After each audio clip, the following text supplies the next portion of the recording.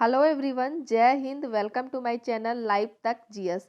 आज हम आपको बीटीएससी यानी कि बिहार तकनीकी सेवा आयोग Bihar ANM auxiliary nursing midwifery का प्रैक्टिस सेट का डिस्कशन करवाएंगे। और यह मैं नया बुक से आज आपको प्रैक्टिस करवाऊंगी।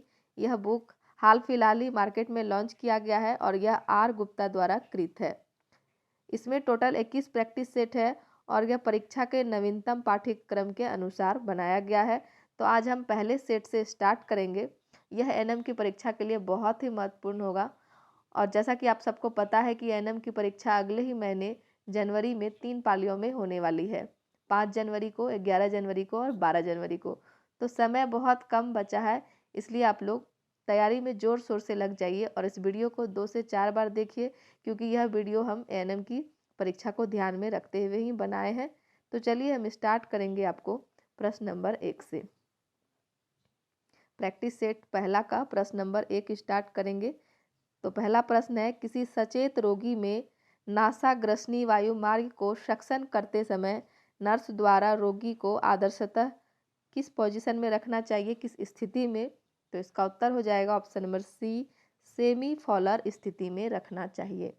किसी सचेत रोगी में नासाग्रसनी वायु मार्ग को सक्शन करते समय नर्स द्वारा रोगी को आदर्शतः सेमी फॉलर स्थिति में रखना चाहिए। अगला प्रश्न है हमारा, निम्नलिखित विकल्पों में से हाइपरटोनिक 4 विलियन सॉल्यूशन कौन सा है? निम्नलिखित विकल्पों में से हाइपरटोनिक 4 विलियन सॉल्यूशन कौन सा है? तो इसका उत्तर हो जाएगा ऑप्शन नंबर डी, 5% डेक्सट्रोज विलियन। अगला प्रश्न है, सामान्य आबादी में शरीर में कुल वसा भंडार का एक सरल और विश्वसनीय संकेतक क्या है?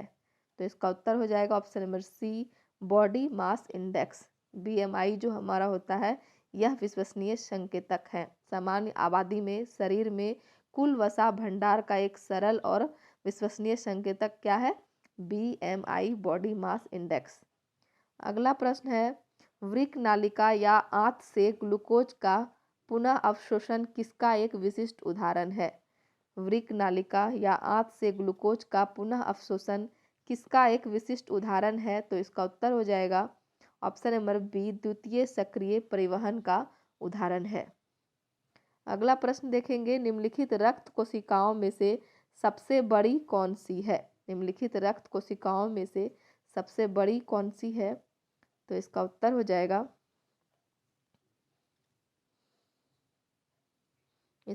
जाएगा ऑप्शन नंबर डी, मोनोसाइट जो है यह सबसे बड़ी कोशिका है।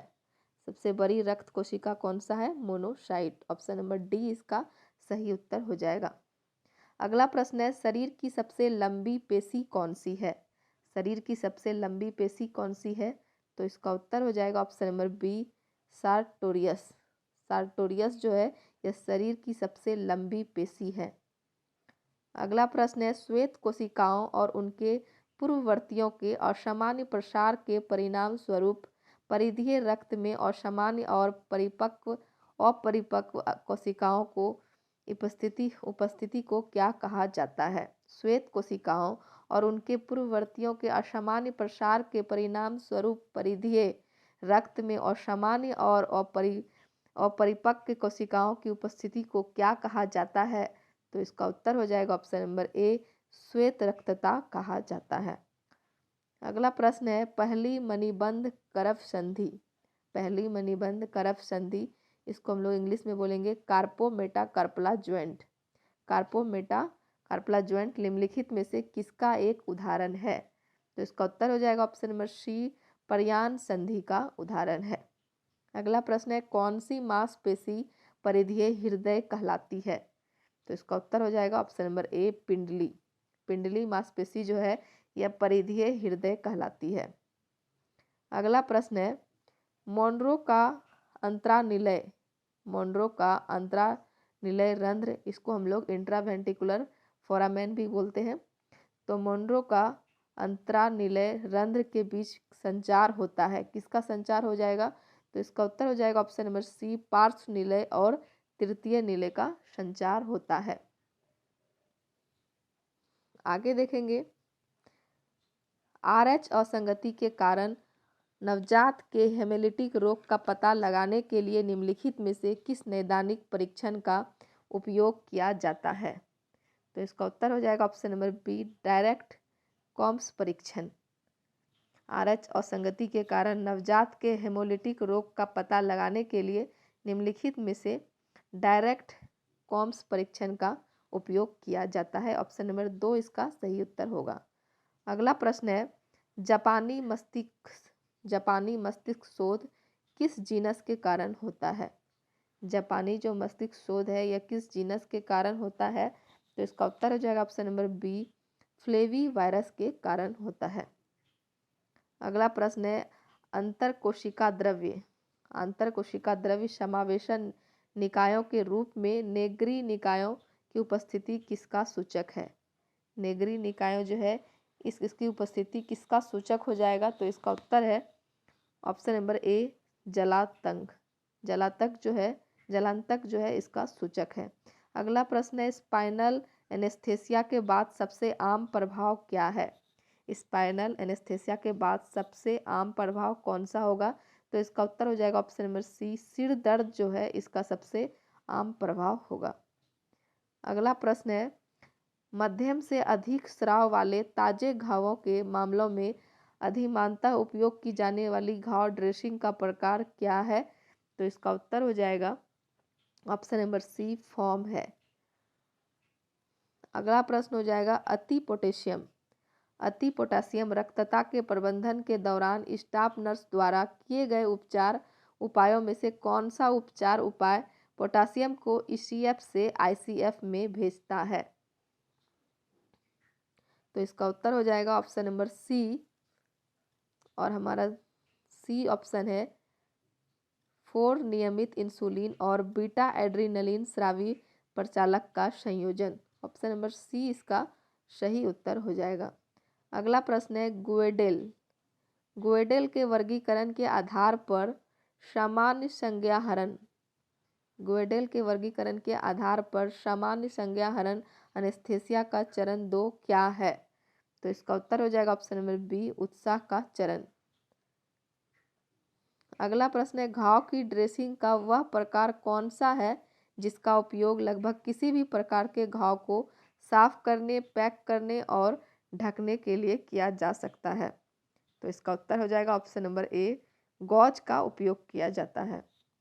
घाव की ड्रेसिंग का वह प्रकार गॉज है जिसका उपयोग लगभग किसी भी प्रकार के घाव को साफ करने में या पैक करने में या ढकने में उपयोग किया जाता है। अगला प्रश्न है, द्वितीयक प्रतिरक्षा कमियों का सबसे सामान्य कारण क्या है? द्वितीयक प्रतिरक्षा कमियों का सबसे सामान्य कारण क्या है? तो इसका उत्तर हो जाएगा ऑप्शन नंबर ए, औषधियाँ इसका सबसे सामान्य कारण है। अगला प्रश्न है, उच्च ऊंचाई पर अति संवातन के परिणाम स्वरूप होने वाला एसिड बेस डिसऑर्डर कौन सा है? हाइपर वेंटिलेशन के परिणाम स्वरूप होने वाला एसिड बेस डिसऑर्डर कौन सा है? तो इसका उत्तर हो जाएगा ऑप्शन नंबर बी, श्वसनजन्य क्षारकता। अगला प्रश्न है, विभ्रम, मतिभ्रम और अंतर्दृष्टि की कमी के किसके विशिष्ट अभिलक्षण हैं? तो इसका उत्तर हो जाएगा ऑप्शन नंबर बी, खंडित मनस्कता का विशिष्ट अभिलक्षण है। फ्रेंड्स, उम्मीद करते हैं कि वीडियो आप लोग को पसंद आ रहा होगा। वीडियो अगर अच्छा लग रहा है तो वीडियो को लाइक कीजिए, कमेंट कीजिए और ज़्यादा से ज़्यादा शेयर कीजिए ताकि सभी के पास हमारा वीडियो पहुंच सके। और जो भी लोग चैनल पर नए जुड़े हैं तो वीडियो को सब्सक्राइब भी कीजिए ताकि हम जो भी वीडियो बनाएं आपके पास हमारा वीडियो पहुंच सके। अगला प्रश्न देखेंगे,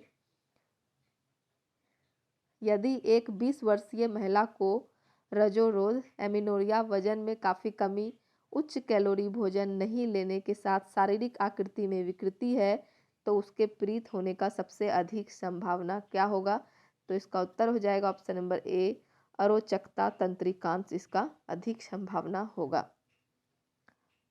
अगला प्रश्न है, बाहरी उत्तेजनाओं के बिना होने वाली संवेदी धारणाओं को क्या कहा जाता है?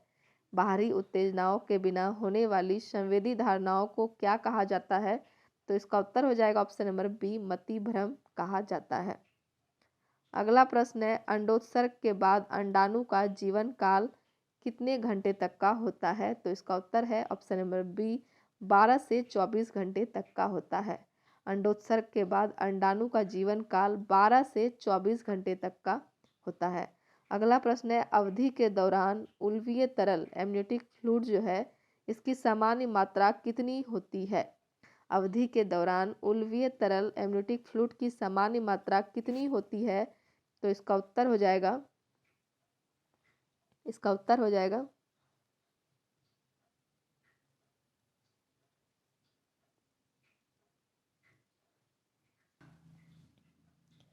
तो सामान्य मात्रा कितनी होती है? अवधि के दौरान उबलीय तरल एमनियोटिक फ्लूइड की सामान्य मात्रा कितनी होती है? तो इसका उत्तर हो जाएगा ऑप्शन नंबर सी, 600 से 800 ml इसकी सामान्य मात्रा होती है।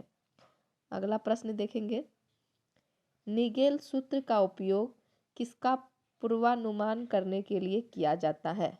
निगेल्स फार्मूला जो है इसका उपयोग किसका पूर्वानुमान करने के लिए किया जाता है? तो इसका उत्तर हो जाएगा ऑप्शन नंबर डी, प्रसव की अपेक्षित तिथि का पूर्वानुमान करने के लिए हम लोग निगेल फार्मूला का उपयोग करते हैं। अगला प्रश्न है, गर्भाशय में भ्रूण की सबसे आम स्थिति कौन सी है? गर्भाशय में भ्रूण की सबसे आम स्थिति कौन सी है? तो इसका उत्तर हो जाएगा ऑप्शन नंबर बी, अनुदैर्ध्य। अनुदैर्ध्य जो है यह गर्भाशय में भ्रूण की सबसे आम स्थिति है। अगला प्रश्न है, प्रसव के बाद 5 से 9 दिनों के दौरान होने वाली योनि स्राव का लक्षण क्या है? प्रसव के बाद 5 से 9 दिनों के दौरान होने वाले योनि स्राव का लक्षण क्या है? तो इसका उत्तर हो जाएगा ऑप्शन नंबर बी, और बी ऑप्शन हमारा है यहाँ पर ऑप्शन नंबर बी, पीले रंग के स्राव को सिरमी सूत्री स्राव कहा जाता है।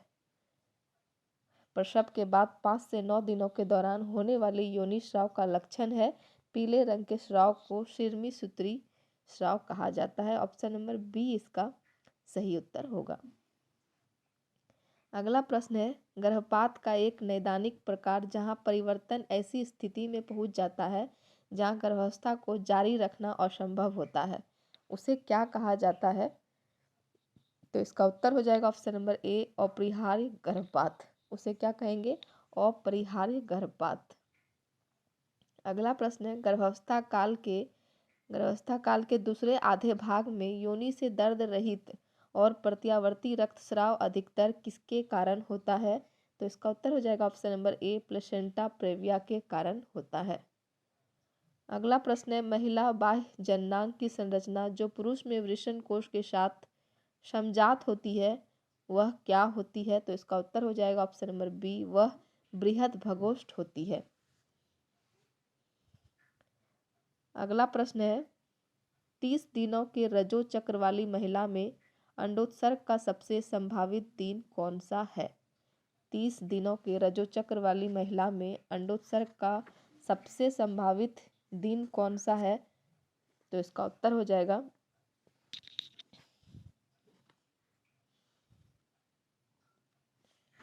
30 दिनों के रजो चक्र वाली महिलाओं में अंडोत्सर्ग का सबसे संभावित दिन है 16वां दिन। ऑप्शन नंबर सी इसका सही उत्तर होगा। 14 दिन भी होता है, अगर 28 दिन का होगा तो आपका 14वां दिन आंसर हो जाएगा, और अगर 30 दिन दिया हुआ है तो 16वां दिन इसका होगा। ओव्यूलेशन का संभावित डे जो होता है 16वां दिन। अगला प्रश्न है, वह परीक्षण जो ग्रीवा कैंसर की परिघटनाओं को 80% और मृत्यु दर को 70% तक कम करने में प्रभावी रहा है वह कौन सा है? तो उसका उत्तर हो जाएगा ऑप्शन नंबर सी, वह पैप स्मीयर है। वह परीक्षण जो ग्रीवा कैंसर को परिघटनाओं को 80% और मृत्यु दर को 70% तक कम करने में प्रभावी रहा है वह पैप स्मीयर परीक्षण है। अगला प्रश्न है, एक 25 वर्षीय महिला के मामले में मासिक धर्म के 2 दिन बाद निम्नलिखित नैदानिक मानदंड सामने आए हैं। अल्प रक्तदाब, तापमान, हथेलियों और तलवों में त्वचा का विसंकलन, विस्तृत मैकुली, त्वचा लालिमा अधिकतर किसका संकेत है? तो इसका उत्तर हो जाएगा ऑप्शन नंबर डी, यह सब टॉक्सिक शॉक सिंड्रोम का संकेत है। ऑप्शन नंबर डी इसका सही उत्तर हो जाएगा। अगला प्रश्न है मिटेल समत्सर सिंड्रोम। मिटेल समत्सर सिंड्रोम जो है यह पीड़ित रोगियों में अधिकतर किसके दौरान दर्द होता है? तो इसका उत्तर हो जाएगा ऑप्शन नंबर सी, मध्य आवर्तकाल में के दौरान दर्द होता है। इस सिंड्रोम में मध्य आवर्तकाल के दौरान इन पीड़ित रोगियों को अधिकतर दर्द होता है। अगला प्रश्न है संपूर्ण योनि के बहिर्वर्तन के साथ गर्भाशय के आगे बढ़ने को किसके रूप में वर्गीकृत किया गया है? तो इसका उत्तर हो जाएगा ऑप्शन नंबर डी, चतुर्थ चरण के रूप में वर्गीकृत किया गया है। अगला प्रश्न है शुक्राणु का जीवन काल कितना होता है? तो इसका उत्तर हो जाएगा ऑप्शन नंबर डी, 48 से 72 घंटे शुक्राणु का जीवन काल होता है। अगला प्रश्न है गर्भावस्था के निदान के लिए प्रतिरक्षा विज्ञानी परीक्षणों के संबंध में निम्नलिखित में से एक तथ्य को छोड़कर अन्य सभी तथ्य सत्य हैं। तो किसको छोड़कर अन्य सभी तथ्य सत्य हैं? तो इसका उत्तर हो जाएगा ऑप्शन नंबर सी, HCG परीक्षण गर्भावस्था के 16 सप्ताह तक विश्वसनीय होता है। इस तथ्य को छोड़कर बाकी सभी सत्य हैं। गर्भावस्था परीक्षण मातृमूत्र में मौजूद एंटीजन HCG का पता लगाने पर निर्भर करता है। यह कथन सत्य है। अगला है गर्भधारण के 8 से 11 दिन बाद मातृमूत्र में HCG का पता लगाकर गर्भावस्था का निदान किया जाता है। यह कथन भी हमारा सही है। और अगला है मोलर गर्भावस्था और गर्भाशय कर्कट। मोलर गर्भावस्था और गर्भाशय कर्कट में HCG का ऊंचा स्तर पाया जाता है। तो यह भी हमारा सही कथन है। तो इसमें गलत जो है यह ऑप्शन नंबर सी होगा। तो इसका उत्तर है ऑप्शन नंबर सी। अगला प्रश्न है जॉनसन सूत्र का उपयोग किसकी गणना करने के लिए किया जाता है? जॉनसन सूत्र का उपयोग किसकी गणना करने के लिए किया जाता है? तो इसका उत्तर हो जाएगा ऑप्शन नंबर ए, गर्भाशय की उच्चता से भ्रूण का वजन की गणना करने के लिए किया जाता है। अगला प्रश्न है सिर आस्थिति के संबंध में निम्नलिखित में से कौन सा कथन गलत है? सिर आस्थिति के संबंध में निम्नलिखित में से कौन सा? एक बार इस प्रश्न को फिर से देखेंगे। जॉनसन सूत्र का उपयोग किसकी गणना करने के लिए किया जाता है? तो इसका उत्तर हो जाएगा ऑप्शन नंबर ए, गर्भाशय की उच्चता से भ्रूण का वजन की गणना करने के लिए किया जाता है। अगला प्रश्न है सिर आस्थिति के संबंध में निम्नलिखित में से कौन सा कथन गलत है? सिर आस्थिति के संबंध में निम्नलिखित में से कौन सा कथन गलत है?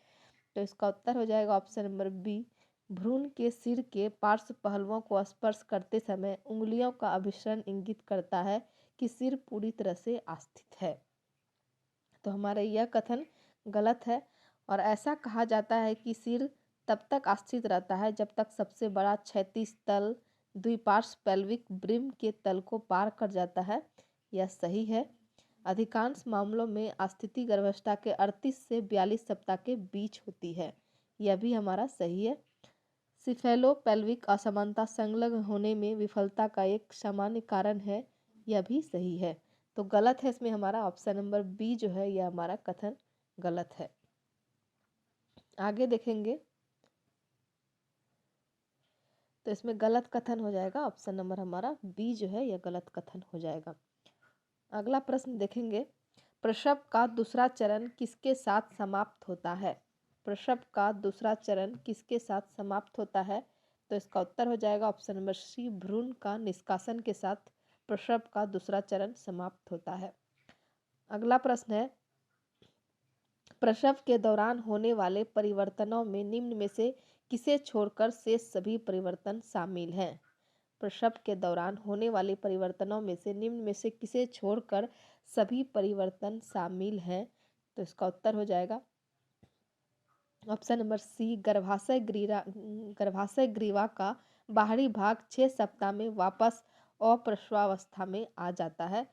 यह कथन छोड़कर बाकी सभी परिवर्तन शामिल हैं।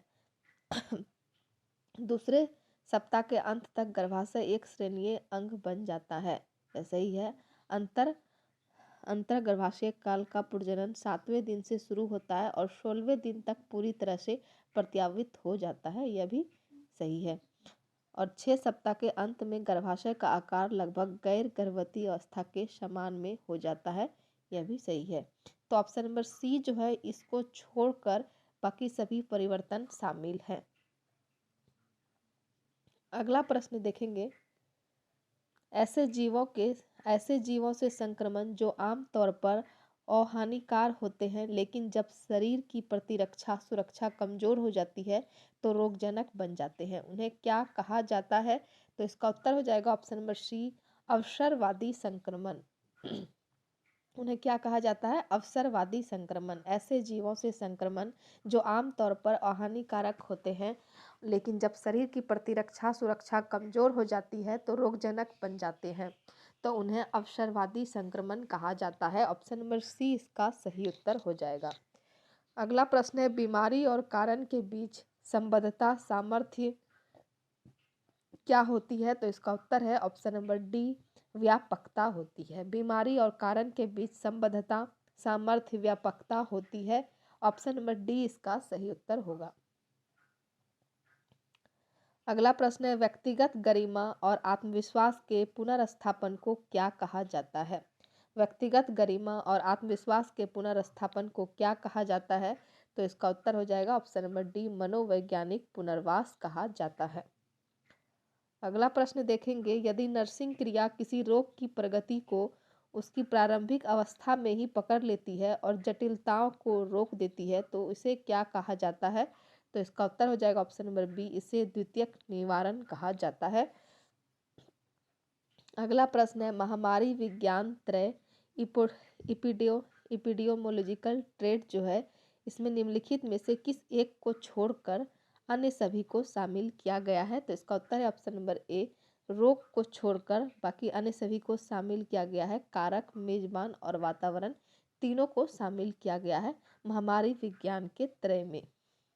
अगला प्रश्न है, निम्नलिखित नैदानिक लक्षणों में से किसे छोड़कर शेष सभी नैदानिक लक्षण आमतौर पर बच्चे का मरासमस से पीड़ित होने का सुझाव देते हैं? तो किसको छोड़कर सुझाव देंगे? तो यह शरीर का वजन आयु के हिसाब से अपेक्षित वजन से 7% से कम है, यह मरासमस से पीड़ित होने का सुझाव देते हैं।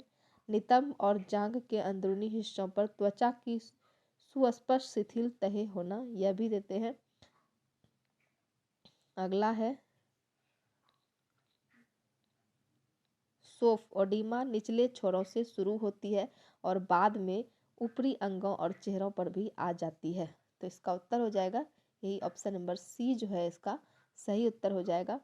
इसको छोड़कर शेष सभी नैदानिक लक्षण आमतौर पर बच्चे का मरासमस से पीड़ित होने का सुझाव देते हैं। बालों का हाइपोपिगमेंटेड होना और त्वचा का शुष्क और लोचलीन दिखाई देना, यह भी जो है यह पीड़ित होने का सुझाव देते हैं, तो इसका उत्तर हो जाएगा ऑप्शन नंबर सी, इसे छोड़कर बाकी सभी मरासमस से पीड़ित होने का सुझाव देते हैं। अगला है, टीकाकरण का संगठन, योजना और कार्यान्वयन। टीकाकरण का संगठन, योजना और कार्यान्वयन जो है यह किसका उदाहरण है? तो इसका उत्तर हो जाएगा ऑप्शन नंबर ए, विशिष्ट सुरक्षा का उदाहरण है। आगे देखेंगे, जन्म के समय दिए जाने वाले टीकों को किसे छोड़कर सभी टीके शामिल होते हैं? जन्म के समय दिए जाने वाले टीकों में किसको छोड़कर शेष सभी टीके शामिल होते हैं?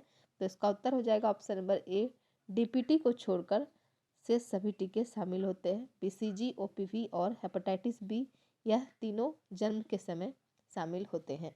अगला प्रश्न है, निम्नलिखित में से किस वंशागति में सिर्फ पुरुष प्रभावित होता है? तो इसका उत्तर हो जाएगा option number D, x linked recessive में सिर्फ पुरुष प्रभावित होता है। अगला प्रश्न है, किसी बच्चे में चोट या बीमारी के बाद सामान्य रूप और कार्य के पुनर्स्थापन को क्या कहा जाता है? तो इसका उत्तर हो जाएगा ऑप्शन नंबर सी, पुनर्वास कहा जाता है। अगला है हार्पेंडेन इन्फेंटोमीटर। हार्पेंडेन इन्फेंटोमीटर का उपयोग क्या मापने के लिए किया जाता है? तो इसका उत्तर है ऑप्शन नंबर डी, लंबाई मापने के लिए किया जाता है। अगला प्रश्न है, यदि कोई बच्चा बिना किसी सहारे के बैठने में सक्षम है असिस्टेंट प्रोफेसर ग्रेस्प प्रदर्शित करता है और बाईसिलेबस उच्चारण करता है तो बच्चे की अधिकतम संभावित आयु कितनी होनी चाहिए? तो इसका उत्तर है ऑप्शन नंबर सी, 9 माह होनी चाहिए इसका अधिकतम आयु। तो फ्रेंड्स, वीडियो कैसा लग रहा है? वीडियो अगर पसंद आ रहा है तो वीडियो को लाइक कीजिए, कमेंट कीजिए और ज़्यादा से ज़्यादा शेयर कीजिए। और जो भी लोग चैनल पे नए जुड़े हैं तो हमारे चैनल को सब्सक्राइब कीजिए। आगे देखेंगे, यदि किसी नवजात शिशु की श्वसन दर 60 से 80 है, छाती की भित्ति में हल्की सिकुड़न के साथ स्यावत मौजूद है, स्यावत मतलब क्या होता है? साइनोसिस, साइनोसिस मौजूद है और हवा के प्रवेश में कमी के साथ स्टेथोस्कोप से घुरघुराने की आवाज़ देती है, तो डाउन्स के स्कोर के अनुसार बच्चे को किस वर्ग में वर्गीकृत किया जाता है? तो इसका उत्तर हो जाएगा ऑप्शन नंबर सी, मध्यम श्वसन संकट के वर्ग में वर्गीकृत किया जाता है। यदि किसी नवजात शिशु की श्वसन दर कितना 60 से 80 है और छाती की भित्ति में हल्की सिकुड़न के साथ साइनोसिस मौजूद है और हवा के प्रवेश में कमी के साथ स्टेथोस्कोप को से घुरघुराने की आवाज़ आती है, तो बच्चे के डाउन स्कोर के अनुसार बच्चे को किस वर्ग में वर्गीकृत किया जाएगा? मध्यम श्वसन संकट के वर्ग में वर्गीकृत किया जाएगा। ऑप्शन नंबर सी इसका सही उत्तर हो जाएगा। अगला प्रश्न है, 6 सप्ताह के बच्चे को राष्ट्रीय टीकाकरण अनुसूची के अंतर्गत निम्नलिखित में से किसे छोड़कर शेष सभी टीके लगवाने चाहिए? तो इसका उत्तर हो जाएगा ऑप्शन नंबर ए, मीजल्स को छोड़कर सभी टीके लगवाना चाहिए। ओपीवी, बीसीजी और हेपेटाइटिस बी या सभी 6 सप्ताह के बच्चे को लगवाना चाहिए, सिर्फ मीजल्स को छोड़कर। अगला प्रश्न है, एक बच्चों में पैरों के झुकने, तौंद, दंतुरन में देरी और उरोस्थी आगे की ओर निकली हुई होने के कारण किस समस्या से पीड़ित होने की संभावना सबसे अधिक होती है? तो इसका उत्तर हो जाएगा ऑप्शन नंबर बी, सूखा रोग की संभावना सबसे अधिक होती है। अगला प्रश्न है, प्रजनन काल के दौरान योनि के अम्लीय पीएच के लिए जिम्मेदार बैक्टीरिया कौन सा है? तो इसका उत्तर हो जाएगा ऑप्शन नंबर सी, डोडरलिन बैसिली जो है यह सबसे जिम्मेदार बैक्टीरिया है। जब योनि अम्लीय पीएच के लिए जिम्मेदार बैक्टीरिया कौन सा है? डोडिसलिन बैसिली, डोडरलिन बैसिलिन, डोडी नहीं, डोडरलिन बैसिली। अगला प्रश्न है, वे लड़कियां जिनमें 8 वर्ष की आयु से पहले कोई द्वितीयक यौन लक्षण प्रदर्शित होते हैं या 10 वर्ष की आयु से पहले मासिक धर्म शुरू हो जाते हैं तो क्या कहलाती हैं? तो इसका उत्तर हो जाएगा ऑप्शन नंबर सी, वह अकाल प्रौढ़ यौवन कहलाती है। अगला प्रश्न है, निम्नलिखित तथ्यों में से किसे छोड़कर शेष सभी तथ्य सिर की परिधि, हेड सर्कमफेरेंस के संबंध में सत्य हैं? तो इसका उत्तर हो जाएगा ऑप्शन नंबर सी। और सी ऑप्शन में क्या है देख लीजिए आप लोग। किसी सुपोषित बच्चे में 5 माह की आयु तक छाती की परिधि सिर की परिधि से अधिक हो जाती है। ऑप्शन नंबर सी इसका सही उत्तर हो जाएगा। अगला प्रश्न है, सड़क दुर्घटना के बाद 40 वर्षीय बेहोश मरीज को अत्याहत वार्ड में लाया गया। उनका रक्तचाप 80/60 मिलीमीटर HG था, तो आप पहले क्या करेंगे? तो इसका उत्तर हो जाएगा ऑप्शन नंबर ए, वायुपथ की रक्षा करना। सबसे पहले उनका वायुपथ की रक्षा करेंगे। ऑप्शन नंबर ए इसका सही उत्तर है। अगला प्रश्न है, हैंडफुट सिंड्रोम, हेमाट्यूरिया और ऑटोस्प्लेनोटॉमी निम्न में से किस स्थिति में होते हैं? तो इसका उत्तर हो जाएगा option number C, sickle cell anaemia. Sickle cell रोग जो होता है इसमें हैंडफुट सिंड्रोम, हेमेटूरिया और ऑटोस्प्लेनोटॉमी स्थिति में होते हैं सिकल सेल रोग में। अगला प्रश्न है, निम्नलिखित सभी असंतृप्त फैटी एसिड हैं सिवाय किसको छोड़कर?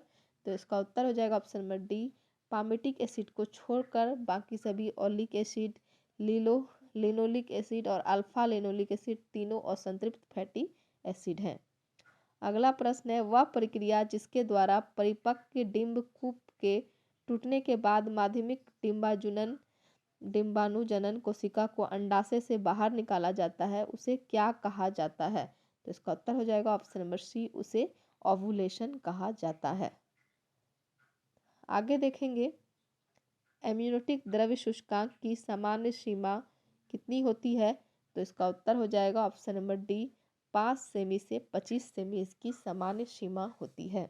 अगला प्रश्न है युग्म कोष बनाने के लिए ट्यूबल एम्पुला में एकल परिपक्व डिम्ब के साथ एक शुक्राणु के संलयन की प्रक्रिया को क्या कहा जाता है, तो इसका उत्तर ऑप्शन नंबर सी, निषेचन कहा जाता है।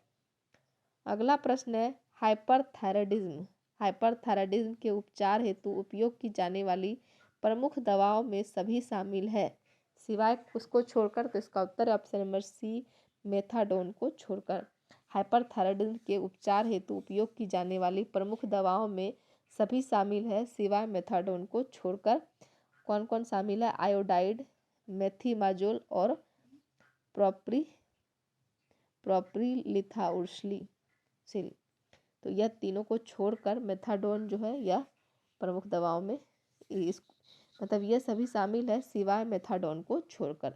अगला प्रश्न है यकृत के सिरोसिल वाले रोगों में नाभि के आसपास फैली हुई नसों को निम्न कहा जाता है।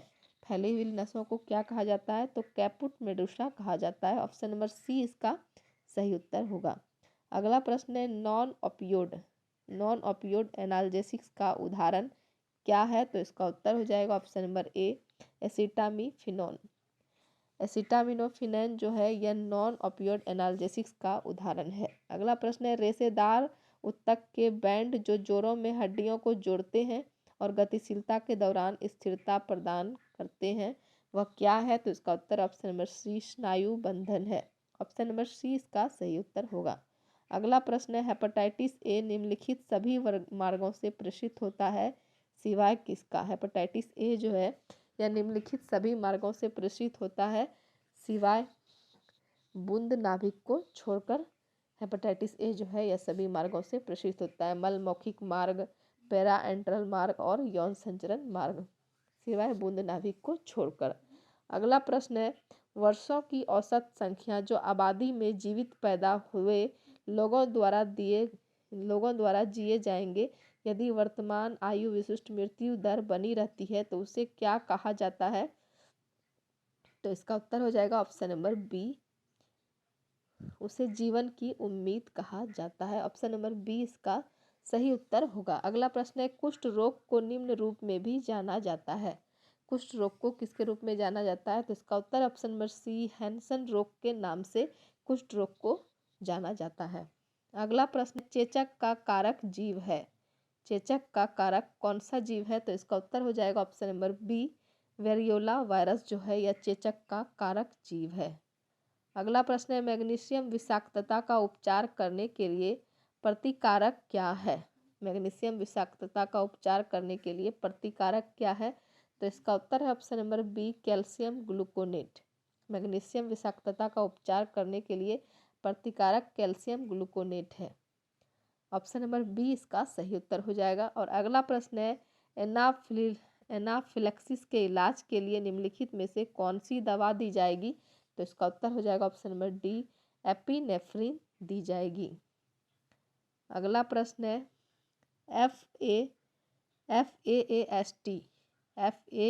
FAST आपातकालीन कक्ष में रैपिड बेड साइड परीक्षण है। FAST का अर्थ है, इसका अर्थ हो जाएगा option number C, focused assessment with sonography for trauma. Focused assessment with sonography for trauma, option number C इसका सही उत्तर हो जाएगा। अगला प्रश्न है गर्भावस्था के दौरान या गर्भावस्था की समाप्ति के 42 दिनों के भीतर महिलाओं की मृत्यु जिसमें गर्भावस्था की अवधि और स्थल पर ध्यान नहीं दिया जाता है वह क्या है, तो इसका उत्तर हो जाएगा ऑप्शन नंबर ए, मातृ मृत्यु दर पर ध्यान नहीं दिया जाता है। गर्भावस्था के दौरान या गर्भावस्था की समाप्ति के 42 दिनों के भीतर महिलाओं की मृत्यु जिसमें गर्भावस्था की अवधि और स्थल पर ध्यान नहीं जाता है वह है मातृ मृत्यु दर। ऑप्शन नंबर ए इसका सही उत्तर हो जाएगा। अगला प्रश्न है कपास रेशे के अंतःश्वसन से जुड़ा व्यावसायिक खतरा है। कपास रेशे के अंतःश्वसन से जुड़ा व्यावसायिक खतरा क्या है, तो इसका उत्तर हो जाएगा ऑप्शन नंबर ए, बाइसिनोसिस जो है इसका व्यावसायिक खतरा है। अगला प्रश्न है, गुणवत्ता नियंत्रण और गुणवत्ता आश्वासन में सबसे मजबूत प्रतिस्पर्धियों के खिलाफ किसी संगठन की सेवाएं, उत्पादन और प्रथाओं की तुलना करने की प्रक्रिया को क्या कहा जाता है? तो इसका उत्तर हो जाएगा ऑप्शन नंबर बी, बेंचमार्किंग कहा जाता है। अगला प्रश्न है, प्रसव के तुरंत बाद नवजात शिशु की देखभाल करते समय निम्नलिखित में से कौन सबसे प्राथमिकता वाला नर्सिंग हस्तक्षेप है? तो इसका उत्तर हो जाएगा ऑप्शन नंबर डी, बच्चे को सुखाना। प्रसव के तुरंत बाद नवजात शिशु की देखभाल करते समय बच्चे को सुखाना जो है यह सबसे प्राथमिकता वाला नर्सिंग हस्तक्षेप है। ऑप्शन नंबर डी इसका सही उत्तर हो जाएगा। अगला प्रश्न है, गर्भावस्था के दौरान मातृ अल्पक्रियता से बच्चे में निम्नलिखित में से क्या हो सकता है? तो इसका उत्तर हो जाएगा ऑप्शन नंबर बी, बौनापन हो सकता है। अगला प्रश्न है, निम्नलिखित सभी माइलस्टोन 5 महीने के बच्चे में मौजूद हैं सिवाय किसको छोड़कर? तो इसका उत्तर है ऑप्शन नंबर सी, सहारे के बिना चलना को छोड़कर बाकी सामाजिक सुझाव, सहारे के साथ बैठना और सिर को सहारा देना, यह सभी माइलस्टोन 5 महीने के बच्चे में मौजूद हैं। अगला प्रश्न है, निम्नलिखित में से कौन जन्मजात हृदय रोग नहीं है? निम्नलिखित में से कौन जन्मजात हृदय रोग नहीं है? तो इसका उत्तर हो जाएगा ऑप्शन नंबर सी, कावासाकी रोग जो है यह जन्मजात हृदय रोग नहीं है। अगला प्रश्न है, प्रतिरोपित वृक्क की अस्वीकृति का संकेत क्या है? तो इसका उत्तर हो जाएगा ऑप्शन नंबर सी, तेज बुखार इसका संकेत है। प्रतिरोपित वृक्क की अस्वीकृति तेज बुखार का संकेत है। अगला देखेंगे, वयस्कों में कटिवेधन स्पाइनल टैप का स्थल निम्न में से किस कशेरुकाओं के बीच किया जाता है? तो इसका उत्तर हो जाएगा ऑप्शन नंबर सी, L3 L4 और L4 L5। किसके किसके बीच किया जाता है? L3 L4 के बीच और L4 L5 के बीच वयस्कों में कटिवेधन किया जाता है, स्पाइनल टैप। अगला प्रश्न है, नर्सिंग कर्मियों के निरंतर सुधार के उद्देश्य से की जाने वाली गतिविधियों को क्या कहा जाता है? तो इसका उत्तर हो जाएगा ऑप्शन नंबर बी, कर्मचारी विकास कहा जाता है। अगला प्रश्न देखेंगे,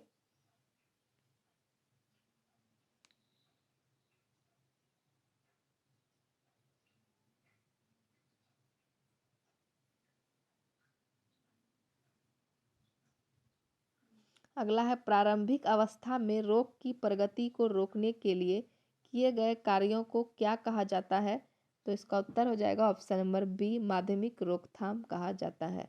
प्रारंभिक अवस्था में रोग की प्रगति को रोकने के लिए किए गए कार्यों को माध्यमिक रोकथाम कहा जाता है। ऑप्शन नंबर बी इसका सही उत्तर होगा। अगला प्रश्न है, वेंटिलेटर संबंधी जटिलताओं में निम्नलिखित सभी शामिल हैं सिवाय किसको छोड़कर?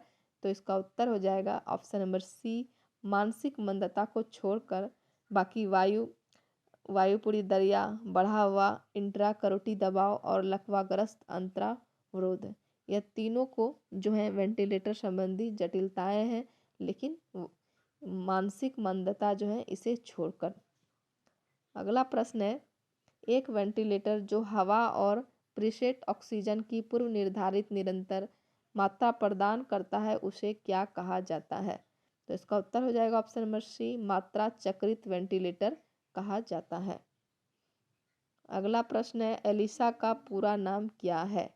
एलिसा का पूरा नाम क्या है? तो इसका उत्तर हो जाएगा option number B, enzyme linked immune sorbent assay. Enzyme linked immune sorbent assay इसका सही उत्तर हो जाएगा। अगला प्रश्न है, जब एंटीबॉडीज संक्रमित शरीर के अंदर बनते हैं तो इसे क्या कहते हैं? जब एंटीबॉडीज संक्रमित शरीर के अंदर बनते हैं तो इसे क्या कहेंगे? तो इसका उत्तर हो जाएगा ऑप्शन नंबर बी, एक्टिव रोग प्रतिरोधक क्षमता कहेंगे। जब एंटीबॉडीज संक्रमित शरीर के अंदर बनते हैं तो इसे एक्टिव रोग प्रतिरोधक क्षमता कहेंगे। ऑप्शन नंबर बी इसका सही उत्तर हो जाएगा। अगला प्रश्न है, इनमें से कौन सी बीमारी हवा के कणों द्वारा नहीं फैलती है? इनमें से कौन सी बीमारी हवा के कणों द्वारा नहीं फैलती है? तो इसका उत्तर है ऑप्शन नंबर सी, पोलियोमाइलिटिस जो है यह हवा के द्वारा नहीं फैलती है। बाकी खसरा, चिकन पॉक्स और क्षय रोग जो है यह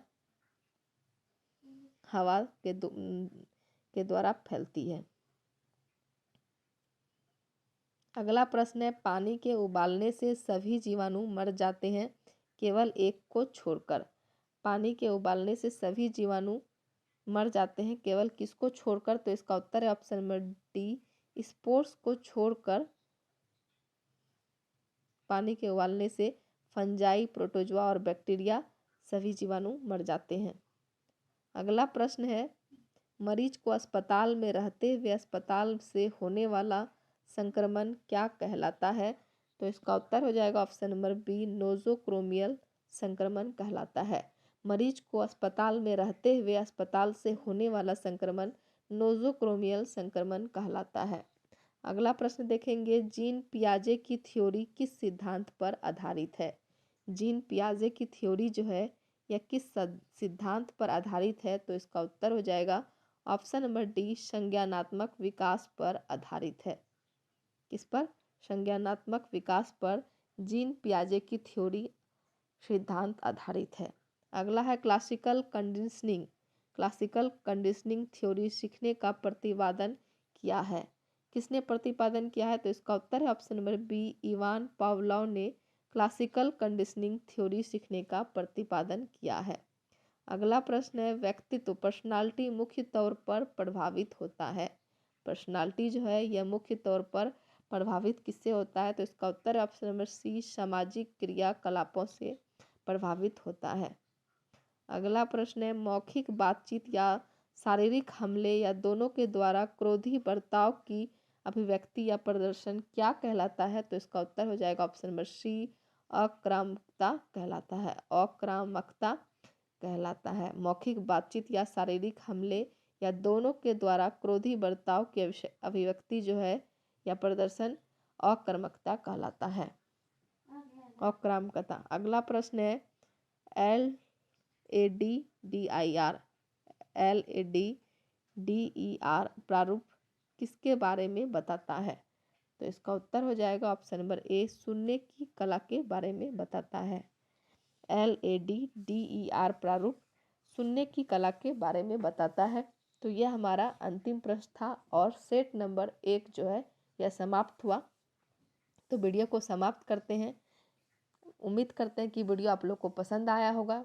वीडियो अगर पसंद आया तो वीडियो को लाइक कीजिए, कमेंट कीजिए और ज़्यादा से ज़्यादा शेयर कीजिए ताकि सभी ANM छात्राओं के पास हमारा वीडियो पहुंच सके और वो लोग हमारे वीडियो से लाभ उठा सके। तो चलिए धन्यवाद, मिलते हैं अगले वीडियो में। और जो भी हम लोग नए चैनल से जुड़े हैं वो हमारे चैनल को सब्सक्राइब कीजिए। धन्यवाद।